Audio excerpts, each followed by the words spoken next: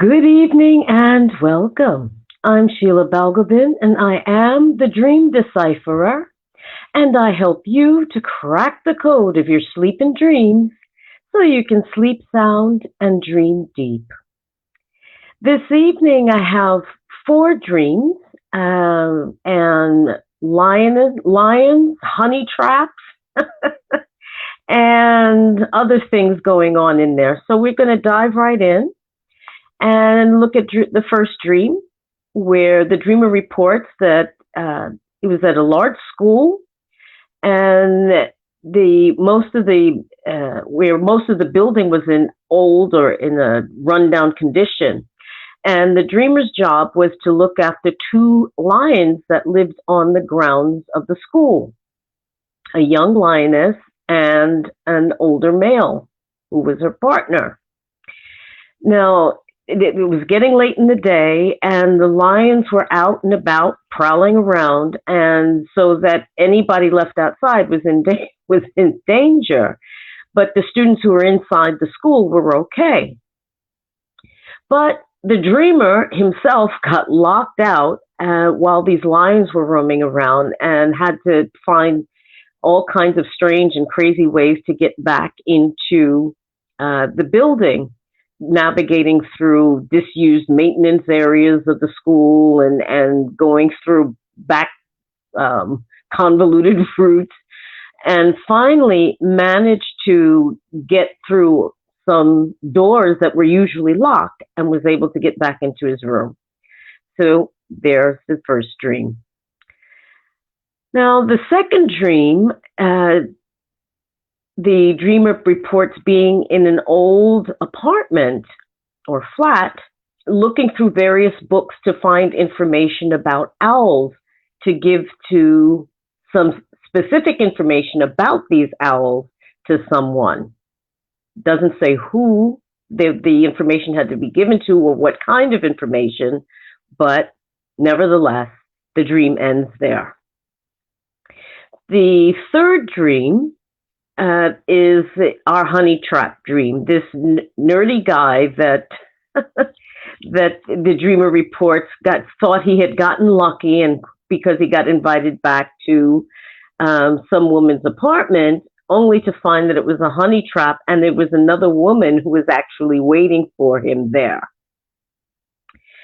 And there ends that dream. And then finally, the fourth dream, which is the shortest of all, the dreamer reports that he went for an acupuncture session, and that's it.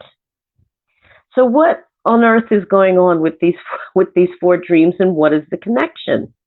Well, let's start by breaking things down and seeing what it is we find out.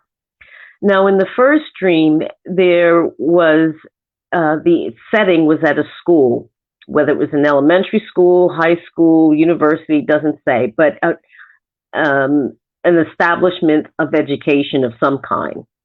Now, it was a large school, which means that perhaps because it is a large school, lots of students, less personal, perhaps people can get lost more easily in the crowd.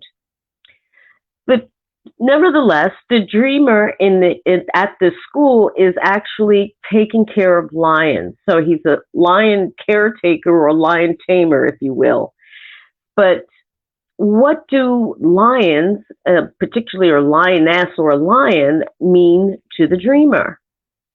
The two lions were a couple of sorts, a young female and an older male, kind of a May-December romance going on there, and indicates an union of youthful energy, but an experience. And what does this represent to the dreamer? What does this relationship or contrast in terms of age and perhaps ability represent to the dreamer? Now, you can look at the lions themselves, and these lions are on the prowl. They're hunting. Anyone outside was unsafe, but the students who may have still been inside the building were okay. Now, how or why did the dreamer, who was working with these lions and knew that they were prowling around, managed to get locked out when it was getting dark, despite caring for these lions and obviously knowing what they're like. And how did that make the dreamer feel, being shut out or locked out someplace which was possibly dangerous, particularly as it was getting dark? And how the dreamer managed to escape was kind of interesting. Is that using back alleys and back passages and disused pathways. He calls it an unorthodox route, which is an interesting way of putting it because it's outside of the norm. It's unconventional. What does that mean for the dreamer to do things by the back way or the unorthodox way? They're going through maintenance areas, so going through disused and slightly grubby areas to get to a place of safety. Now, the dreamer finally manages to get through doors that should have been locked, and return to his room to safety. And this reminded me a bit of what we might call the hero's journey. Going through perils and challenges to attain the goal. In this case, the goal was just to get back to his room in one piece. But there's also elements of the hero's journey here, the descent into the lower regions, in this case, the basement, I suppose, of the school, and then ascending again into the light, so to speak. So symbolically, the dreamer may be thinking that he's on a hero's journey of some kind, and perhaps that's something for the dreamer to think about. Where in their life does the dreamer feel that he's on an epic journey or life's journey, or that there's some difficulty to be overcome? Now, if you look at this process, I think a bit more deeply, how did it feel to be able to finally return to this place of safety? Rooms and houses in general can represent our inner life and different aspects of our inner life. And I wonder what this room represents in terms of the dreamer's psyche. Was it a well-decorated room? Was it just any old thing? Was it a student room that that is just about barely habitable? What was this place of safety away from the lions like for the dreamer? So we'll leave that for the moment and move on to the second dream, where yet another dwelling place is featured. It's another flat or apartment, and the dreamer is looking through books. Again, it is linked with education about owls. And owls can be symbols of wisdom, being able to see in the dark. They can turn their heads, I think, 270 degrees, so nearly all the way around so that they can see. But what does that evoke for the dreamer? What do owls represent for the dreamer? And who was this person that needed this specific information about these owls? There was no one specified. And why was this information important? So there's something there about transmitting information to someone. And what was that information? What was the significance of it? And what did it mean for the dreamer to be able to transmit this information? So we'll leave that for the moment and we'll move on to the third dream. And the third dream was a honey trap, which is, for those who may not be familiar with the term, it's just a term used where a trap is deliberately set for somebody who cheats on a regular basis. So it just makes me wonder, who were the players in this particular dream. Who were the two women? Who was this nerdy young man? Where are these people that are known to the dreamer at some place in their waking life? And this dreamer, the young man, the nerdy young man in the dream, thought he was getting lucky, but it came at a cost to him. And what does this mean for the dreamer? How does the dreamer feel about this guy basically getting stung for his behavior? So we'll leave the honey traps and we'll move on to the shortest dream of all, which was literally one line, and that the dreamer went for an acupuncture treatment. So what does acupuncture represent to the dreamer? Yes, it's a complementary therapy. Yes, it's a therapy that's been practiced in traditional Chinese medicine for about 7,000 years. So complementary is, well, we'll leave that one. But how did the dreamer feel about that? Did the dreamer enjoy the treatment? Was this something that actually happened in waking life? There's also, if you can look at it from a metaphorical point of view, remember the dreams can speak in metaphor.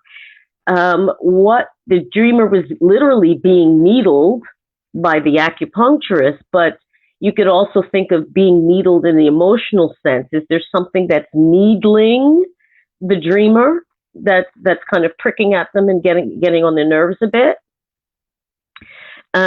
Or is there some aspect or area of the dreamer's life that is sticking at the dreamer or pricking the dreamer a bit like a needle?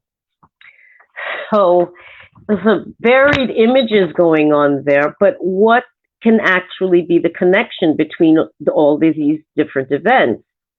Well, I've referred to education. The dreams, at least the first two dreams, look at education, and in a formal sense, the third and fourth dreams, the third dream educated the guy, you could say the nerdy guy got educated about thinking something was too good to be true, and it turned out to be the case, and got stung in the end for it. And the acupuncture could be a lesson in self-care. People need to look after themselves, particularly in these times when getting sick can be a very dangerous affair. So there's a bit of education there. There's a bit of doing things that are unorthodox or slightly different from the norm, and there being consequences for that. Not most people would not be a caretaker for lions that are roaming free on ground. So there's something there about self-care, if you think about it. But it took being unorthodox and doing things in an unusual way to go back to safety. Now, there's again finding this specific information about owls, being educating oneself and someone else about it, and they're seeking wisdom, and owls are emblematic of wisdom and being wise. So there's something there again about learning and being wise. Now, the nerdy guy, he got wise after going through this experience of this honey trap. And it reminds me of a joke that I read many years ago where a man is speaking to his son, and the son must have asked the question. And the father says, "Well, son, experience is what you get after you need it."